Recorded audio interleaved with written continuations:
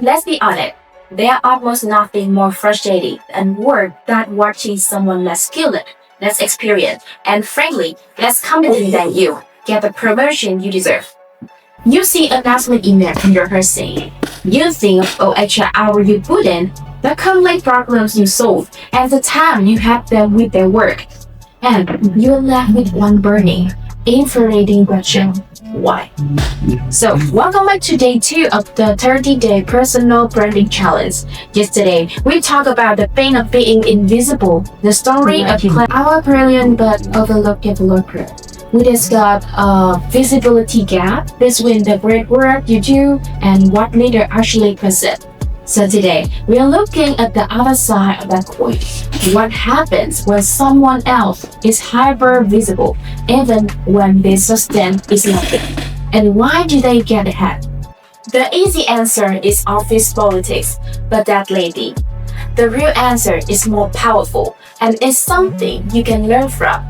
The hard truth is, they didn't get promoted because they were better at job. They got promoted because they were better at branding the work they do. So now, let's imagine a scenario. Meet David, a senior analyst of the consulting firm in Chicago.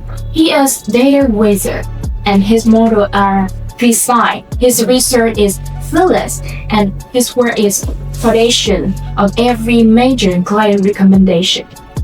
And then there's Alex. Alex is one of the same team. He's charismatic, great in meetings, and know everyone by name.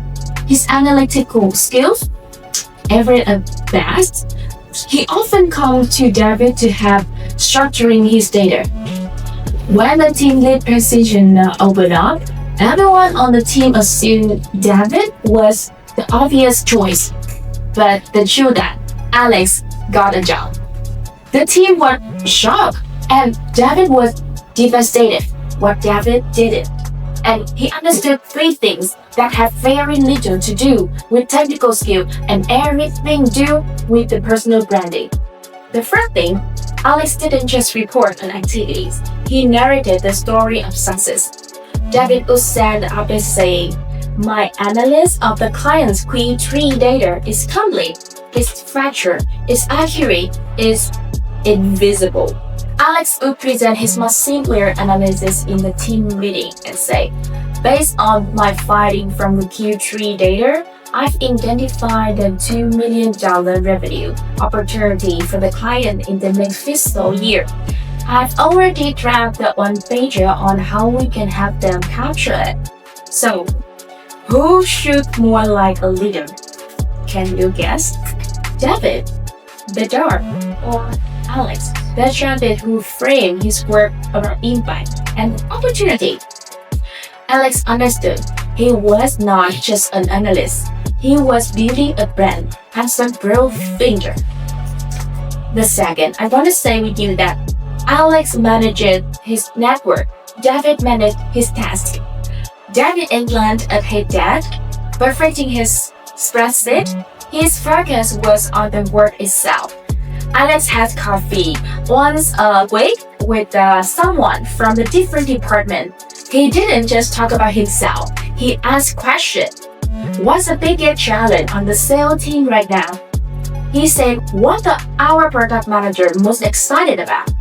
So because when leaders were discussing the promotion, the head of sales said, "Oh, of course, Alex. Yeah, he has a great strategy, Mike. He was asking me about our Q4 challenge just last month." And Alex had built a network of advocates, while David was hoping his work would advocate for him. And first thing I want to say with you that Alex made his boss' job easier. Leaders are busy and they always busy and stressed. They value people who don't just bring them problems, but also bring them solutions that are easy to understand and communicate upward. And when they post us, what the status of the Johnson account, for example, and they want an employee who help them look good in the document. And Alex provides his manager with consist forward-looking bullet points she could copy and paste into her own report to the director.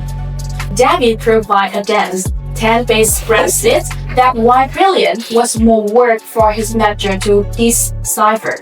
And Alex wasn't better at the job, and he was better at making his value and his most value visible. That's the core of effective personal branding inside of an organization. Seeing this can be disheartening, but I want you to see that it as a decode message. This is the learnable skill. You don't have to change your personality or become an inauthentic scoremoder. You just need to be more strategic.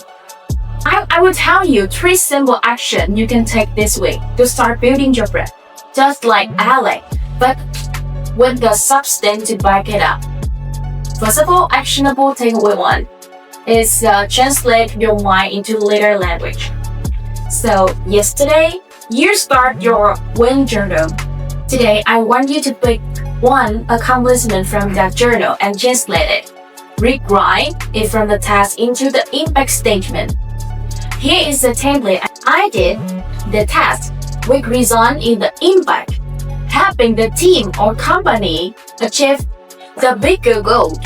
For example, before, I reorganized our shared project folder. And after you do, I create the centralized project hub that reduce our team's search time for key files and will directly improve our efficacy on the new Q4 initiative. And this is the language of the leadership. With actionable takeaway 2, schedule 1 15-minute learning chat. This is not about networking. This is about gathering intelligence. Identify one person in your department that connect to your style, marketing, product, or entity, and send them a simple message. Hi, I am Jenny. I am from the marketing team, or I am really impressed with the work your team is doing in the project ABC, and I'd love to learn more about your prototype for this quarter. And will you have 15 minutes for the quick virtual coffee next week? And your only goal is to listen and learn. This will bridge and give you a wider perspective of the business.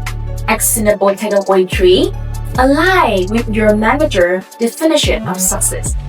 Don't assume you know what your boss values. Ask. Just ask. And in your next one-on-one meeting, ask the powerful question. Moving forward, what does an outstanding success in my role look like from your perspective?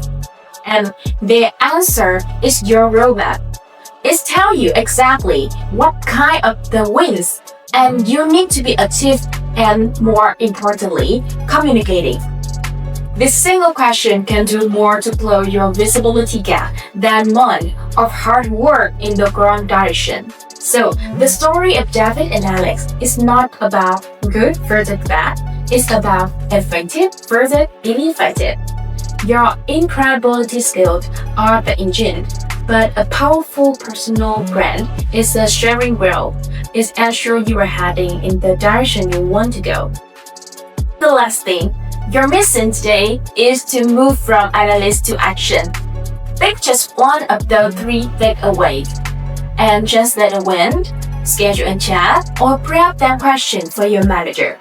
In the comment below, tell me which one you're committing to this week, and let's hold each other accountable. Now, I know what some of you might be thinking. I don't want to be like Alex. I just want to be myself, a good person who is helpful and nice to work with. I respect that immensely, but what if I told you that being nice, helpful one can sometimes be a career check? In day 3, we are going to challenge the third pillar of the workplace culture. We are exploring why being seen as just nice to work with is often not enough to be seen as the leader. And it's a controversial idea and it's essential for your growth.